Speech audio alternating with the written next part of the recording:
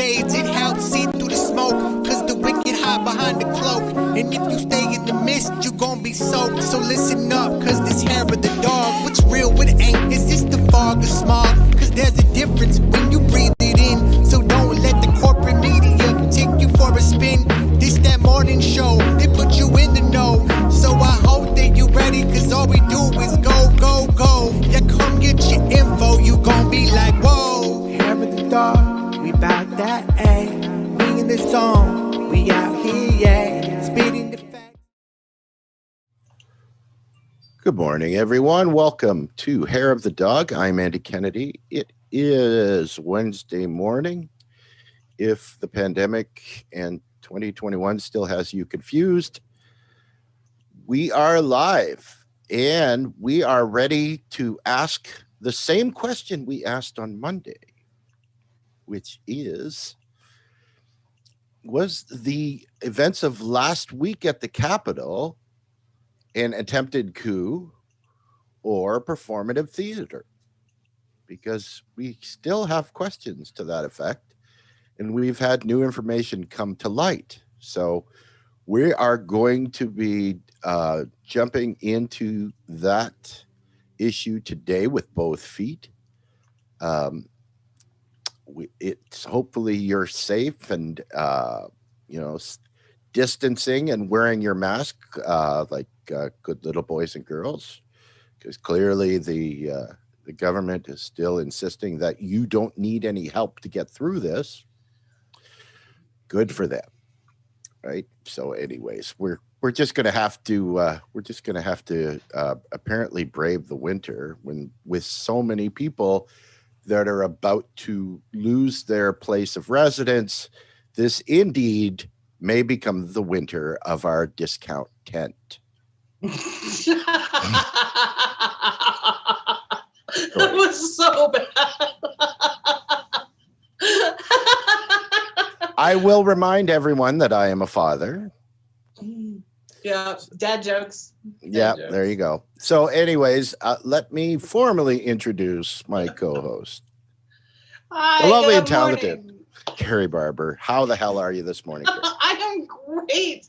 I am so great, and I am so excited about what is coming today. And I hope that I am able to explain it so that you too can understand why I am so giddy this morning. Something big is coming, and this has never happened before. And it is not the McRib sandwich. No, because it's happened before. McRib comes out and it's terrible. Don't eat that. It's awful. Don't eat Well, that. it tastes good, but just don't look at it. Oh, God, it doesn't even taste good. No. So, no. If you know how to cook, then you know. Oh, no, don't eat that. So, yeah, we've got a lot to talk about. And first, I want to give a shout out to Mike, who brought this story and laid it in my lap, because I was watching on the periphery, but some new developments came out that just, this is going to be big.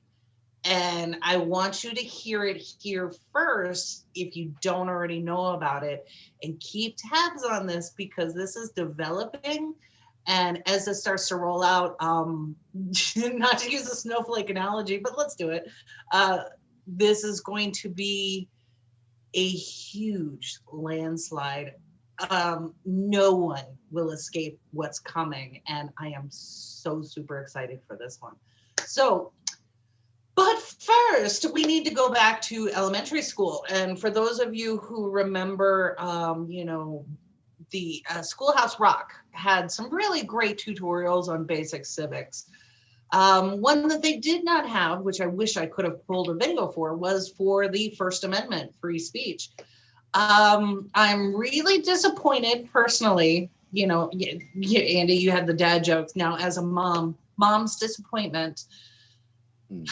Members of Congress don't know apparently what the free speech in the First Amendment actually relates to.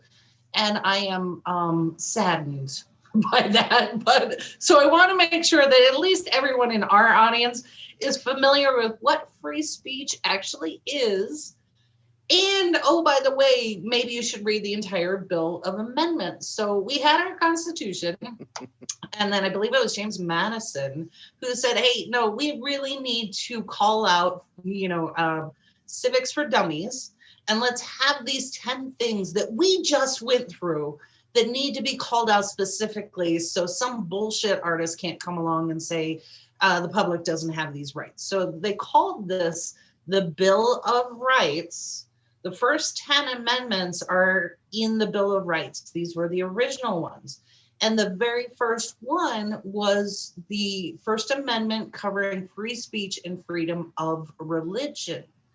So if you read this, it's pretty clear, and I want to make sure that I am not getting it wrong, but it says specifically, and it's pretty short, Congress shall make no law respecting an establishment of religion or prohibiting the free exercise thereof, or abridging the freedom of speech or the press or the right of the people to peaceably assemble and to petition the government for redress of grievances.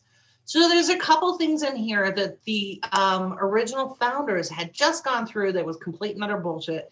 So they wanted to make sure that it was not going to happen in the colonies and in this new country. First, the government cannot establish a religion. Like states have a state flag and a bird and a motto, whatever.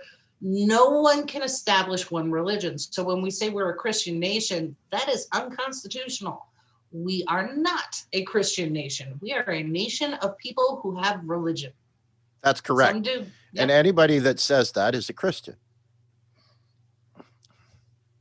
Wait, what was that? I didn't hear that. No. Everybody, any that the United States is a Christian nation typically is a Christian. Well, yeah, it's good to want, or things, at least right? thinks they identify as one.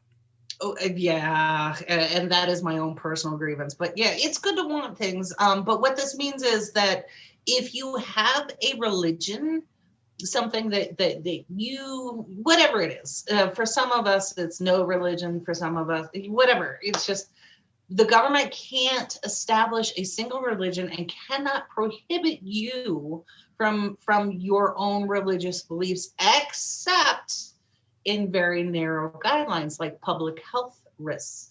Like Satanists, you can't be decapitating animals. Sorry, you're going to have to come up with something else. Christians can't gather in a church right now during a pandemic because you're killing people. And from what I've read, that's antithetical to your own religion. So don't commit heresy at the same time you're trying to do my freedoms. So then when we get into the speech part of it, this is where this is near and dear to my heart as a journalist, because we're looking at the Julian Assange case, right? Julian Assange, he's literally being oppressed. They're trying to kill this man for his freedom of the press. But nobody's saying shit, right? Nobody in Congress cried about Julian Assange. However, freedom of speech, this is really, really simple. The government cannot make a law to abridge your speech. However, there's nothing in there about private companies, private enterprise, the free market, limiting your speech. Okay, and that seems to be super confusing to members of Congress right now. Super confusing. And to a lot of the members of the general public as well, right? Anybody that's saying that that Facebook doesn't have the right to shut down accounts that it deems as either, quote unquote, dangerous or spewing hate speech, right? That's a whole different ball game. Like a private company as an entity has the right to basically govern their entity as they see fit, right? As a private company. If it was naturalized, if it was something that was owned or run or paid for by a government entity, that would be an entirely different ballgame. But because it is not, they can basically do what they want. right? And Yep. and telling them that they can't, right? Unless you're a shareholder or on the board of directors or what have you, you can't do anything about that, right? People are all freaking out. The First Amendment rights, it just doesn't work that way. Unfortunately, it's kind of it's not good for our movement because it's really the only way that we have to disseminate information, right? Because it's how we do our day-to-day things here. But Mhm. that's the way it is. You are not protected. Right. And this is where I kind of chuckled because all of those people who were all about right to work in the States, this is where it just bit you in the ass. Because if right to work was not constitutional, then maybe you'd be right. But right to work is your push against freedom of speech and all of the autonomy and agency that a worker has. You gave that to corporations. Those same corporations are using their agency to tell you to fuck off. And that's literally what it is. And I think it's interesting, from our network perspective. So we're an employee-owned media company. So we have to, no one is disallowed from talking about a story or a subject here that they want to talk about. The only caveat we have is kind of a nod to the social media networks that we do broadcast on. Like, you cannot advocate for violence or killing somebody. That's pretty much it. We have to have that balance of freedom of the press to the qualifications of our network, right? Like nudity, you can't have somebody run across the screen nude, that type of thing. But that's pretty much it, because we have the balance of the journalism and the free speech. And oh, by the way, we're on somebody else's platform right now. So yeah, Right. that's how it works. If you want to think of it in terms of what, as something that you can apply this to, think about going into your place of work, and walking into your boss's office and saying whatever you want and see how long you have a job, right? This is basically basically the same thing. I know you don't work for Facebook or Twitter, but we're basically at their mercy, right? When Trump's Twitter account got shut down, people were all up in arms about that, right? And they, really the only offshoot is now that you have 50 million Twitter bots wandering around cyberspace wondering what to do now, Well, okay, so Twitter, I think, put themselves in a trick bag, because early on, Trump had already started with his violent rhetoric and things like that.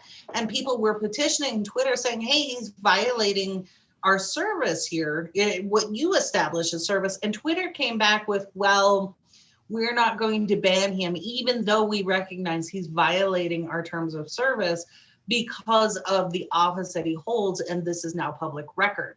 So they kind of twisted themselves into this pretzel.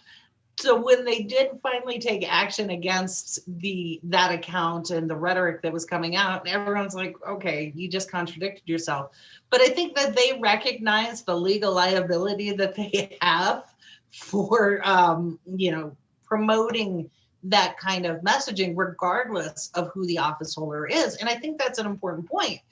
It doesn't matter what office you hold. If you yourself are breaking the law, then Section 230 kind of in a situation where someone could bring a lawsuit and help set precedents, because it's really never happened before. And plus, you got to also remember that they're not stupid. They know that on the 20th of January, and a new administration is taking over, and whether it's performative or not, the Biden White House may very well, attempt to rein in these mega social media platforms, right? Even further, to say, look, we can't, we can't let these people say anything they want, obviously, because that's another aspect of all of this, is that the CEOs of these like Zuckerberg and all the rest of them are brought to Congress to explain what is it you're doing, and what are you doing to try to curtail this type of activity and stuff, right? And so those all have to be weighed into what we're seeing right now, and it's a tightrope walk, basically, right? Oh, absolutely, absolutely. So this is I think a worthwhile conversation to have, because as we open the show with, there's so many members of Congress who either are pretending that they don't know what free speech actually is, or literally don't know. And I'm going to lean with some of these people. They're completely ignorant of the rights that we have. So we did post a link this morning to the Bill of Rights and the First Amendment. So go out and read it. It's literally two sentences long. It's not hard to understand. Does not cover private enterprise. So let's get into a private enterprise that is crying foul because of free speech. And this is Parler, misspelled parlay or whatever. So this one was kind of fascinating. So if you're not familiar with Parler, it was an alternative social media app, messaging app, that was designed by members of, I don't want to call them the alt-right, but definitely the far right. Except for the financier of this group. She is actually batshit crazy. She is, she is a out and out fascist. She's part of the oligarch. And I'm not saying that because of her political positions. I'm saying that because of the role that she actually maintains. She is part of the oligarch. So this is Rebecca Mercer.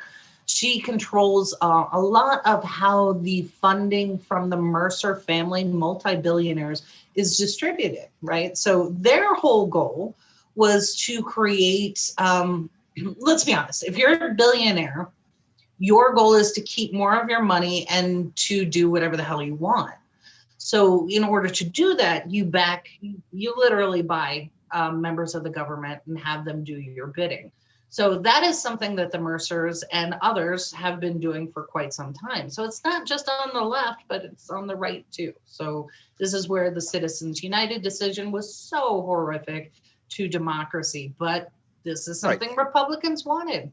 And the other thing you have to remember is a lot of these oligarchs aren't just funding either the Republicans or the Democrats, they're funding both.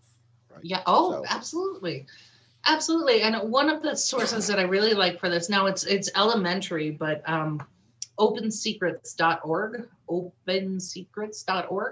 And it's really interesting when you go in and look at like something Medicare for All, which is near and dear to my heart. But I go in and look at who in the pharmaceutical industry is donating to politicians. And you always see that. You see that they're funding left and right candidates because they're hedging their bets, right? So it's a big giant casino, and they're playing black and red. That's what they do. So Rebecca Mercer is one of the people that you need to pay attention to because she is controlling a lot of this. So there's a certain segment of the seditionists, the Maga folks, that I feel, my personal opinion, I feel that they have been taken advantage of, because in this country, we don't teach critical thinking. And I always chuckled when they said, quit being sheep, think for yourself. And I'm like, you're outright being lied to and you're believing it, and Google's a thing. You could easily disprove what you're being told, but you choose not to. And that's either out of fear or insecurity or anger. So one of those things is motivating you. So Rebecca Mercer is one of those people who is manipulating the narrative for her own personal gain, her and her family. So what she did was funded. We don't like Facebook. Facebook hates us. Twitter hates us. Let's create our own. So they did a hurry up effort, and that hurry up effort is now coming to light about how they did the coding for this new platform called Parler. So in the links, I put in a little profile on Rebecca Mercer, so you can kind of get familiar with who who this member of the oligarchy is. And Andy, we should honestly do a profile series because there's 400 of them in our country that manipulate us in the UK, in the EU. So it's the same 400 families. So it always, okay, this is where I admit I'm a uber geek, but White Wolf has this RPG game called Vampire the Masquerade. And the whole premise of this is you have these really high up family elders who are not seen, not heard, but they're pulling the strings and manipulating all the lower levels to fight each other. And they think that they're fighting over something worthwhile and, you know, worth their lives. But in reality, it's just a small piece or a distraction that the upper tiers want done. So to me, I'm like, yeah, this is identical to that. So the Mercers are part of that upper tier. And, you know, there are some tools that I'm going through now where I'm seeing evidence, Andy, to your point, that the Mercers are not just funding things on the right. They're funding on the left, too. Mm-hmm. And one of the things that I'm looking at, and I'm going to say this is completely unfair to Nomiki Kuntz, because correlation is not causation. But when Twitter when they started to take responsibility for their own platform and they got rid of, 80,000 alt-right bot accounts, Nomiki was one of those who we view as a leftist who lost more than half of her subscriber base overnight. And I think we can reasonably assume that some of those were those alt-right bots. Mm-hmm. So here and again, where you have the intermingling and propping up. And when I view something like that, my personal question is, okay, I've seen Nomiki go from a Bernie Sanders progressive over to someone who wants access to the upper tiers of the establishment. So her narrative has changed, and she herself has started speaking against some progressive policies and some progressive leaders. And I wasn't sure if that was because she was trying to elevate her own profile or if there was something going on behind the scenes. And most people will cater to their audience. So if our audience wants to hear about X, Y, and Z, we'll take a look at it. So Nomiki may have been catering to either promises made, money paid, or, you know, this huge account of subscribers that were alt-right. So it's something to kind of keep in mind, and which is why I have sacred cows. You should not have a member of Congress or even a member of the press that you idolize to the point where you cannot be critical and engage in critical thinking, right? So yeah, criticisms over my lighting or my hair, fuck you, I don't care. But if you have a pushback on something I say, that's a conversation worth having, and you better bring your A game. That's all I'm saying. So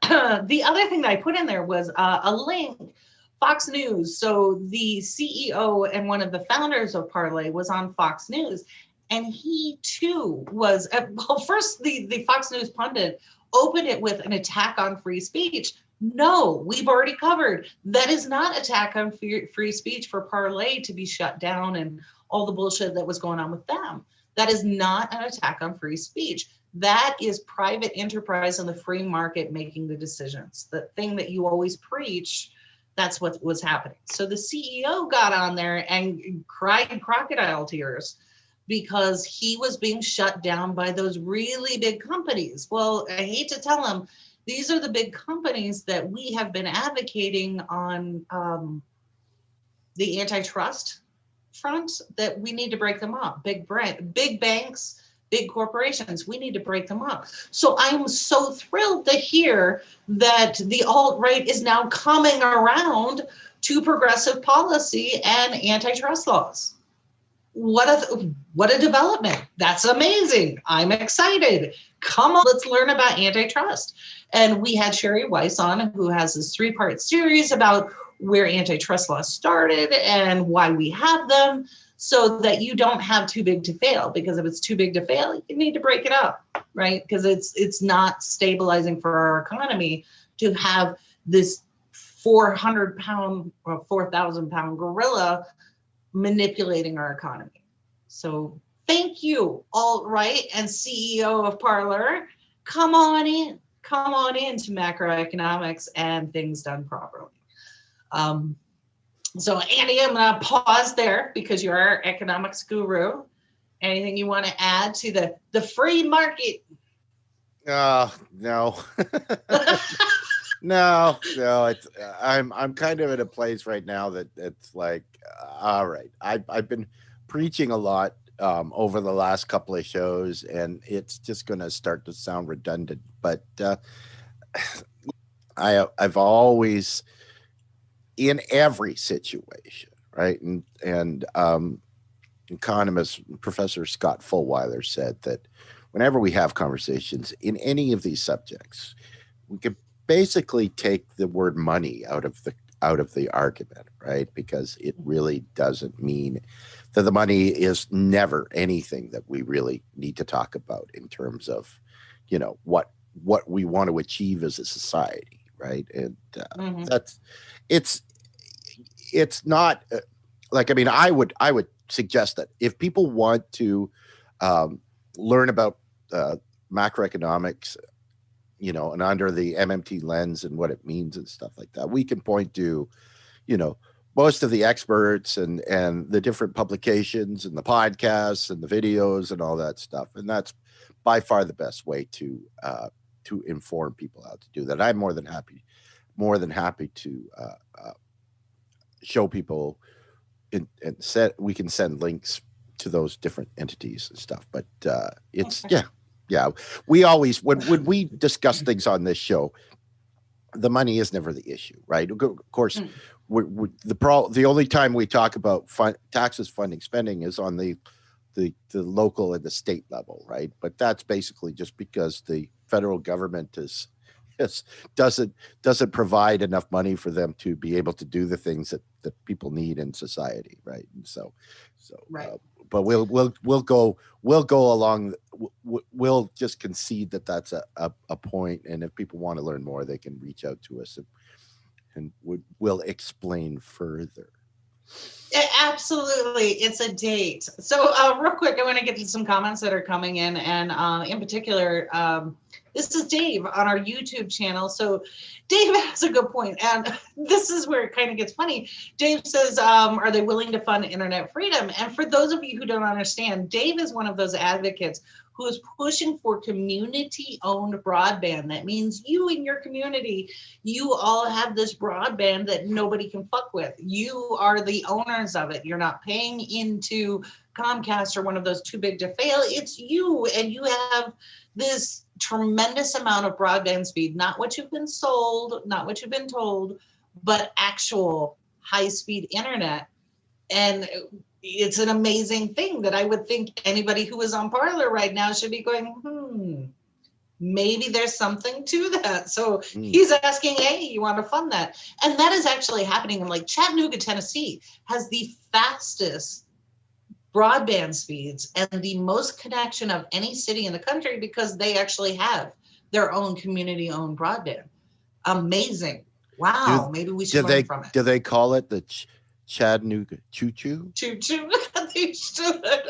They should get on the internet train. So Dave also says there isn't anything stopping Parler from buying their own server cabinet and building their own infrastructure. InfoWars was livid about that, and they can do the same thing. So yeah, Dave, you're absolutely right. So in that interview where John was crying to Fox News, he was saying, yeah, they're shutting down our servers tonight. Well, why do you have your servers in somebody else's backyard? Like even us, our tiny little, I don't want to get into too much of how our stuff is set up.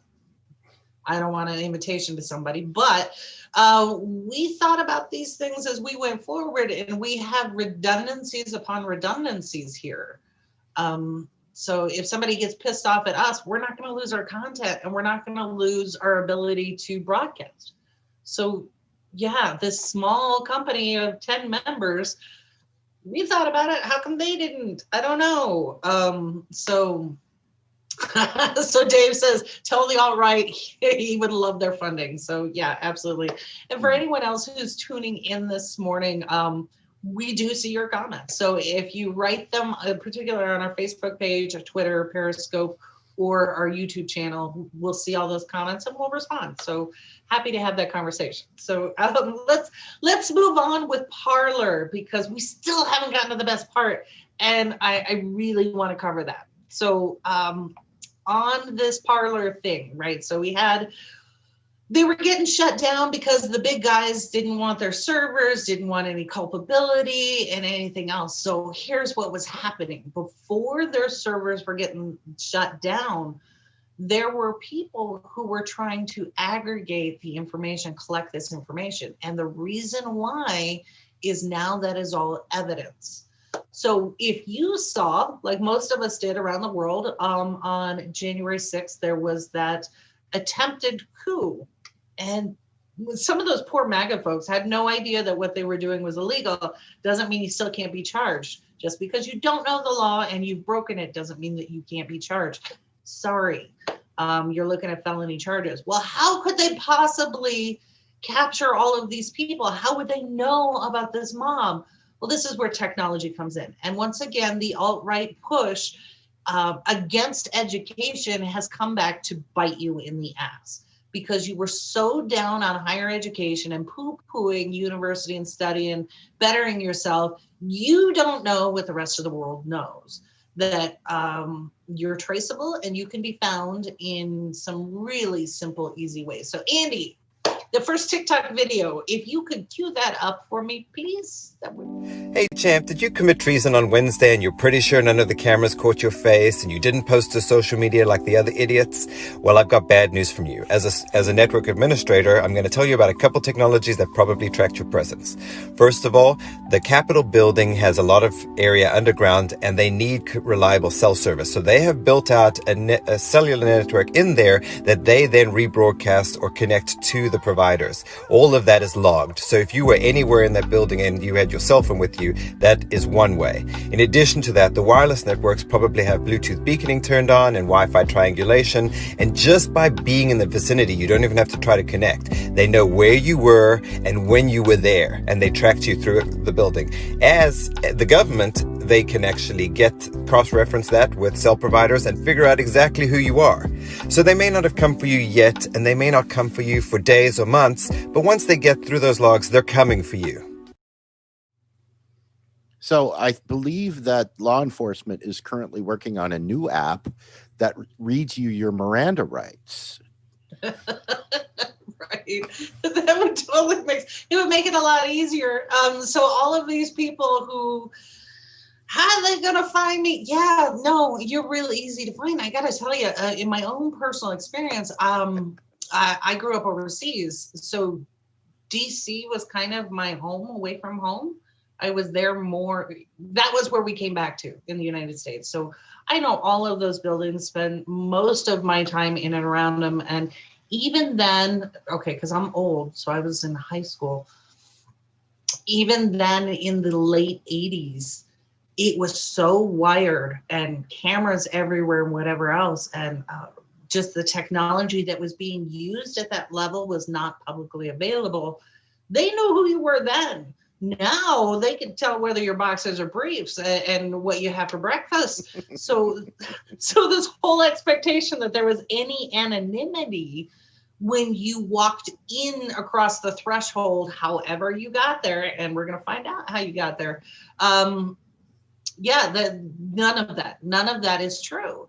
So to make matters worse, a lot of these geniuses went on to post their own videos. They posted them not just on Parler, but Facebook and Twitter, and selfies. Incriminating selfies is now the new term. So not too bright. And these are the same people that were calling everyone else sheep while they were listening to somebody who is a professional grifter, who has for 50 years honed and perfected his grift to fool anybody. So these people believe it because we don't have enough exercise in critical thinking. Mm-hmm. So they're there. So and then the next video, if you want to cue that one up, and just so most people have seen this one, but I thought it kind of illustrates a point. This is a couple that was in the Capitol building. They were part of that breach. They are now seditionists. You could see that they were taking the video, and at one point, what the relationship is, she takes her mask down, and the gentleman who's filming tells her, "Oh no, put your mask up. Like, no, they'll do the facial recognition and find you." Okay, well, they didn't know about cell phone tracking. They didn't know about all of the technology that was in the room they were standing in, nor did they recognize that when she uploaded this video with her face on it, that maybe somebody would see it. So, Andy, go ahead and roll the clip.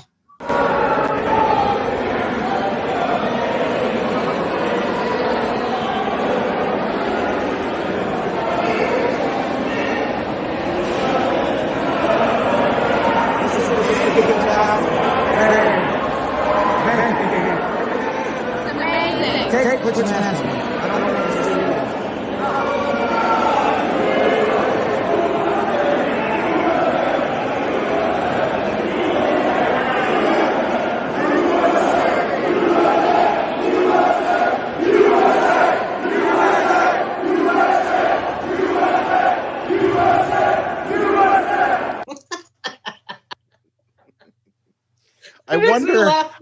I wonder how many of these Magas in their Facebook timelines all of a sudden came up with so-and-so just checked in at the Capitol.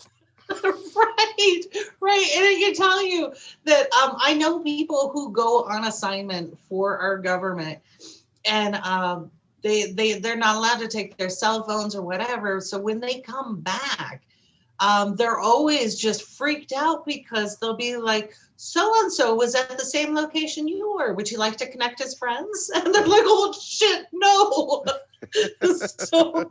so it's kind of, it's a funny joke, but so Mike Toller posted on our Facebook page the photo from Gizmodo that shows, that actually shows how that tracking data has been mapped out. So yeah, you're fucked, and there's really no soft way to say it. I'm sorry, and I'm sorry that that's like Andy's line. I'm sorry that it would take you under threat of federal.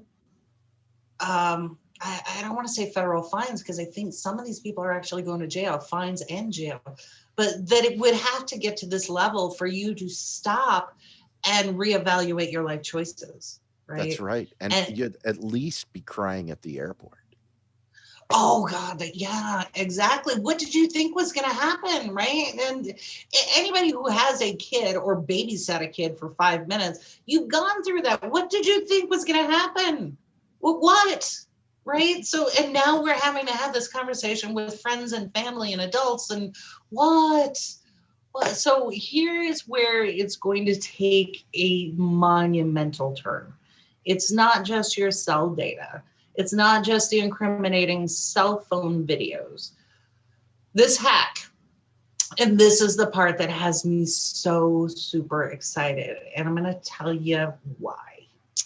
So there was somebody who put in this really not complex code. So while all these servers were getting ready to be shut down, people were going in and scraping the data. So if you recall, Parler, funded by AltRight, for the alt-right, so they could go and do and say whatever they wanted. This is where I thought the CEO's crying on Fox News was funny, because he literally said during that interview, we do not condone, nor did we allow violence or threats of violence on our network. You're full of shit, and everybody's about to see it. Everybody, including your own parents, are going to see that you are full of shit and you're a liar, and what was actually going on in Parler. We had people from time to time dripping information from November going, hey, have you seen this? Have you seen this? We saw the militias. We saw people with their death threats. We saw all of these things coming out, right? Now you're about to see all of it. Because this hack, they were able to get 90% of all the content that was on Parler. And this includes not just our friends and neighbors who were out there posting bullshit, but members of Congress. And as well, as far as I know, they were also able to get stuff that had been deleted. Mm-hmm. Right? If you went into Parler and deleted your posts or however it works, that was also retrievable. Oh, absolutely. And this is the thing that people don't understand about the internet, because they have problems with object impermanence. If you delete it from your Facebook page, chances are I still have it. I have it. It's still on the server. You can remove it so you don't have to see it anymore, but it lives on. Yeah, exactly. So, it's crazy. Oh, go ahead, Carrie. Oh, I was just going to say good morning to actions speak louder than words. It's welcome, join us. So yeah, absolutely. So with this, you're right, Andy. This goes back again to lack of critical thinking, lack of education, and they put themselves in the trick bag. But the thing that I'm looking at this Parler dump is this is the first time in tech history, in the United States history, that this information is going to come out in this way. Because, and I say this, the hackers are going to release all of this information publicly to the public. So not even WikiLeaks did that. So we had the Panama Papers, we had WikiLeaks doing their dump, but even the staff from WikiLeaks went through everything that they had and released what they wanted to release, right? Mm-hmm. So you had kind of gatekeepers. Still got lots of great information that, of course, corporate media didn't really touch. But this time, the way that I view this distribution is it's publicly available. And as we've seen from Twitter sleuths who are running rings around the FBI right now, if you have this crowdsourcing effort of this data, then nothing is going to be missed. And all of these congressmen, we started to see this part of that drip that was coming out. Congressmen and women, congresspeople, had, their Twitter message on Twitter, and then that same message that they massaged for the audience on Parler, which was a far edgier and a little suspect in their call to violence. Ted Cruz did this. You had Josh Hawley do it. A lot of them. So what were they posting on Parler that we hadn't seen yet? And what were they posting under a pseudonym that we did not yet know was them? We're about to find out. And this is not going through a 3-lettered agency or an organizational filter. This is just all available. Here you go, public. Here, Twitter. Here, everybody. Go through it all. And that is what is such a game changer here. So to illustrate the point, this is so cool. Andy, that graphic, the giant graphic of the map. So this is one of the links that I put in there. And thank you again to Mike, because I've been going through this, looking at my old neighborhood, looking at where I live now, all of these things. So somebody has already gone through some of the data. And Andy, you had mentioned that the images still had the IDs on them. So when you take a picture on your cell phone, it's got your geolocation ID. So Parler did not scrape any of that off. They kept the geolocation, and they just added a systemic numerical for their own server. That's all they did. So your geolocation data was still there. So what you're looking at is a map of every piece of data that included a video or image that had the geolocation on it uploaded to Parler. So this is everyone who participated in Parler, down to the location of your house, right? So I jumped on there, and the link is in our information this morning. If you missed it, I'll post it again. But you can go on there and see who was using Parler. Now, a word of caution, this does not necessarily mean that they are an outright fascist or a seditionist. That you'll be able to find that in just a minute. Let me explain that. But this is someone who uploaded a video or meme or something like that to Parler. So it could have been a leftist troll on there, or it could have been, I don't know, your member of Congress posting something, deleting it, thinking that they're free and clear. No, they're fucking not. We have this data. So in this model, you can zoom in on your own city. So Andy, you want to bring up the one? This is the one I did for Albuquerque, where I live now. So I want to see how many people in Albuquerque were active users of Parler, either uploaded a video that they created at that location, or a photo that they took, or something like that. So I was able to go down to the city level, street level, to see who actually was using Parler. So this is where I live now, Albuquerque. And it might be hard to see, but those little tiny whitish dots, those are the users of Parler. And what I was actually really relieved to see is around the Air Force Base, there aren't a lot of users. So these are things I'm looking at. Where's the pattern of uses? So in Albuquerque, the Air Force Base is southeast. So what I'm always looking for is who in places that I don't want being a fascist are using this. And again, we don't know necessarily if these are leftist trolls, if these are actual alt-right, or if these are just the casual Maga duped individuals. But what's going to happen next as part of this dump is this map can be matched up to the actual piece of content that was saved and curated from the hackers. So let's say I uploaded a video 3 months ago talking about how I want to overrun Congress and hurt people and overthrow the government. And then I deleted it. I thought better of it, whatever. The next day I deleted it.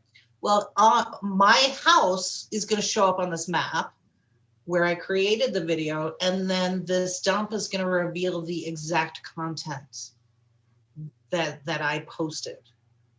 So for all of our bullshit idiot members of Congress who say that they are not seditionists and who are right now calling for unity and hoping that we forget everything that just happened and we all go back to sleep, all of this information is about to come out, and it is coming out without the filter of an organization or a governmental unit. Do you see why I'm so fucking excited about this? There's nowhere to hide when it comes to data. Data does not lie. Here it is.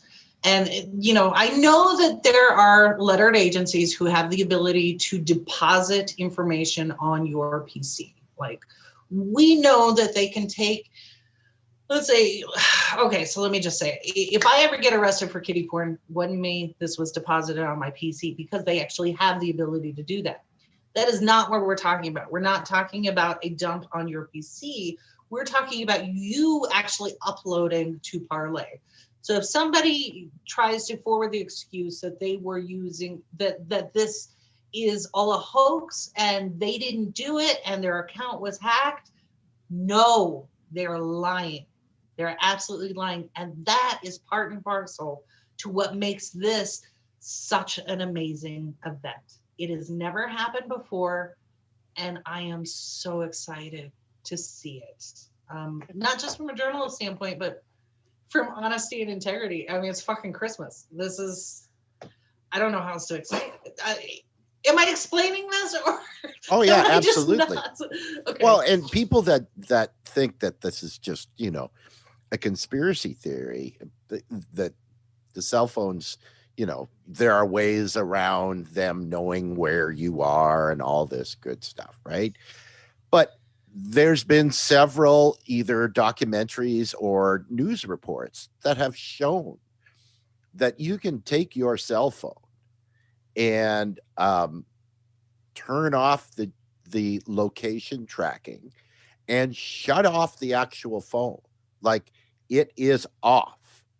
And then you can go to different locations wherever, you know, you live, like to the store or to the gym or whatever, right? And of course, you know, these were all done pre-COVID, right? It makes it easier to travel around, but then go back to the location you were, turn your phone on, and the information of where you were is recorded on your phone, right? Although your tracking was off and your phone was off, right?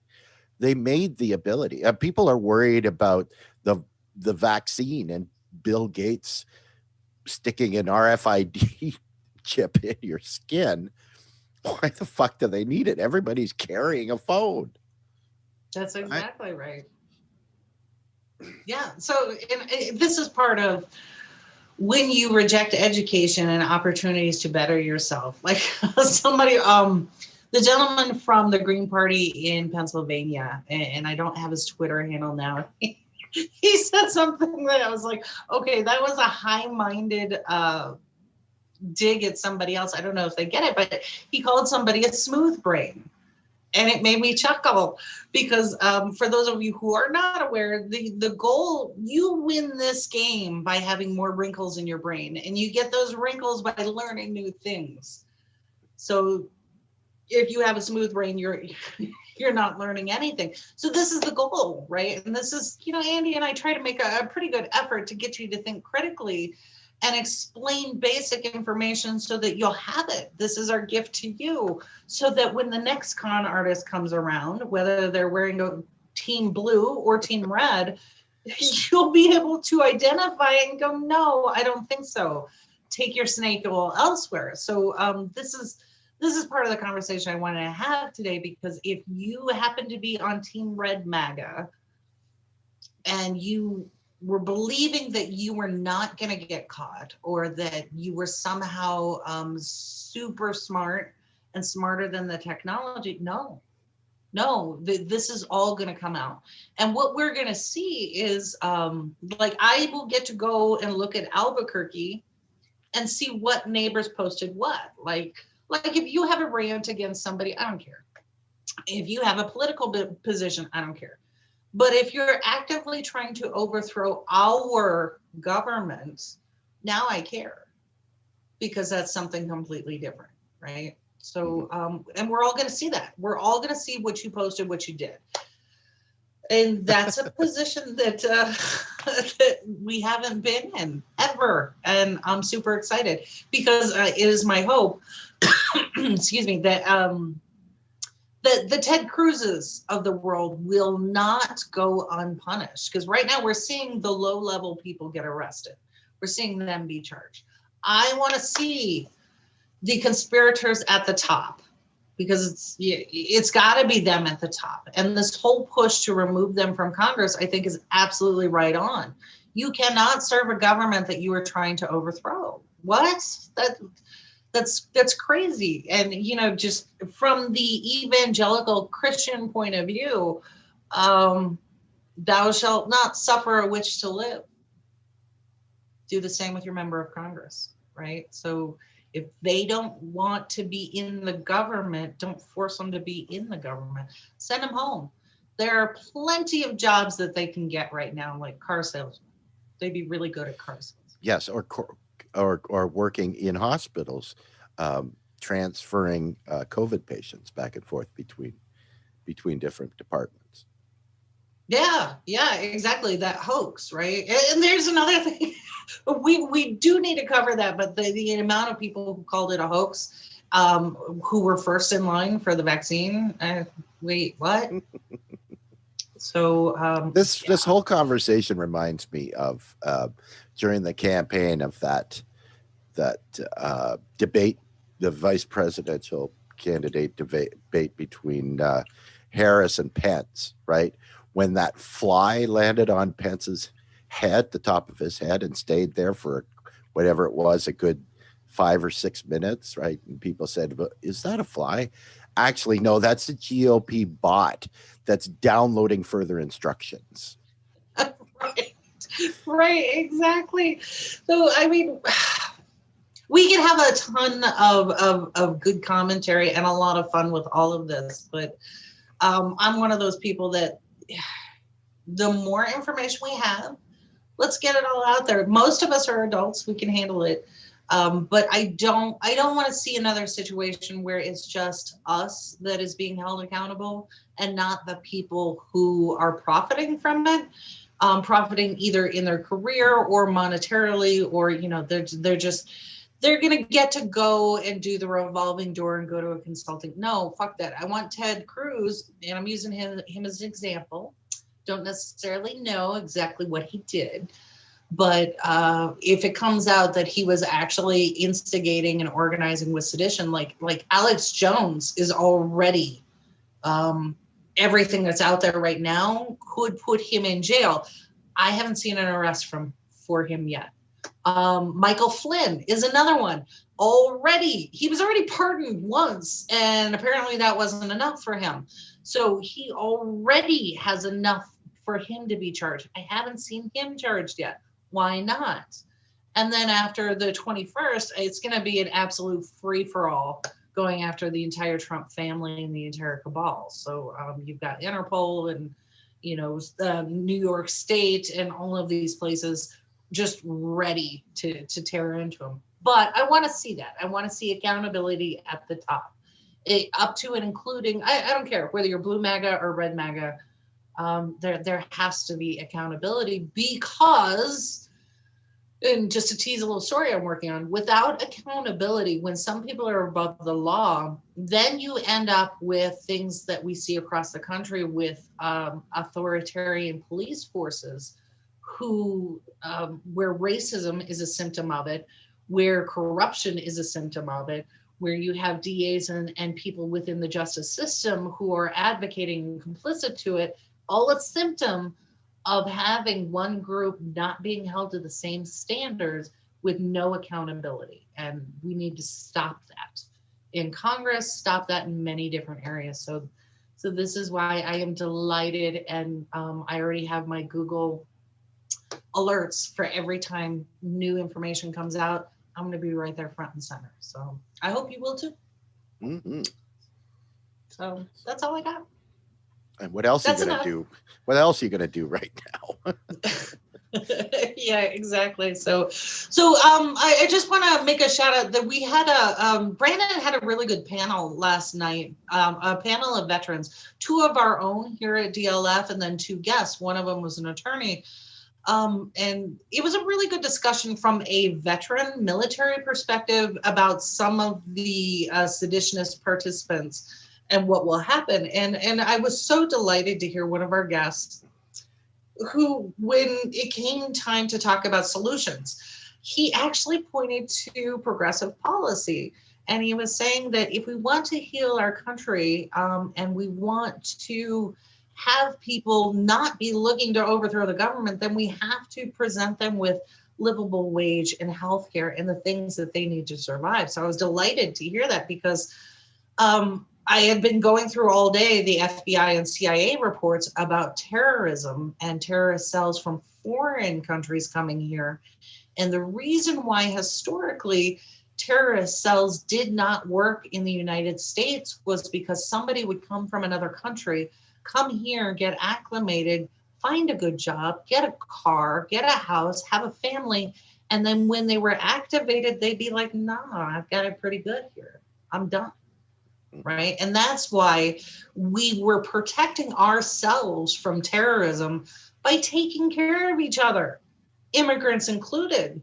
So I just want to mention that if you didn't see the panel last night, go and watch it.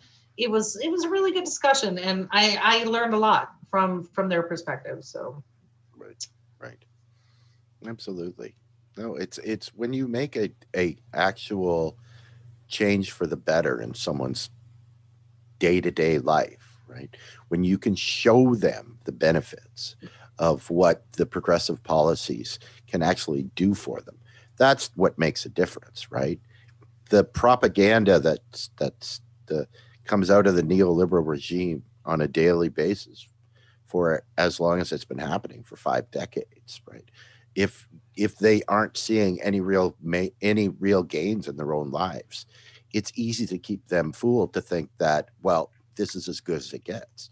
So why should I do anything change because of the way that the propaganda has vilified things like socialism, right? And that's the key. If you can physically show people in their day-to-day lives that those type of things have the capabilities of making their lives better, then that's the game changer, right? And hopefully at some point soon, that's what we'll be able to do. Absolutely. Mm-hmm. Very well said, Dad. Come back Friday for more dad jokes with Andy. Yes, So, back to our discount tent. Absolutely. So, so that's it for me. That's it for us. We will be back here Friday bright and early, 10 a.m. Eastern. I don't know. I'm not sure exactly what we're talking about. Still working on lining up a guest, getting schedules together. I know that we have an amazing one coming Monday. So next week looks like it's going to be all Wisconsin and all of their dirty laundry coming out. But stay tuned for that. This is an interesting story coming up on Monday. Friday, I'm not sure. But like today, if you have a topic that you want us to cover, something that you think is relevant and people should know about, whether it's in your local community or national, drop us a line, let us know. That's how we cover the story today. Thank you, Mike, for all the information and help understanding, pulling this apart so that we could explain it at least at a high level and provide the information for people to go and check into. So if you have something that you want us to talk about, let's talk about it. Drop us a line. But that's it for us. And we will be back here Friday, 10 a.m. Eastern, live. And thank you so much for participating today. Thanks, Gary. You have a good couple of days when we'll see you on Friday. Take care. We bout that, ayy. We in the zone, we out here, yeah. Speeding the facts, how it's supposed to be. Hair of the dog, we keep it G. Whoa.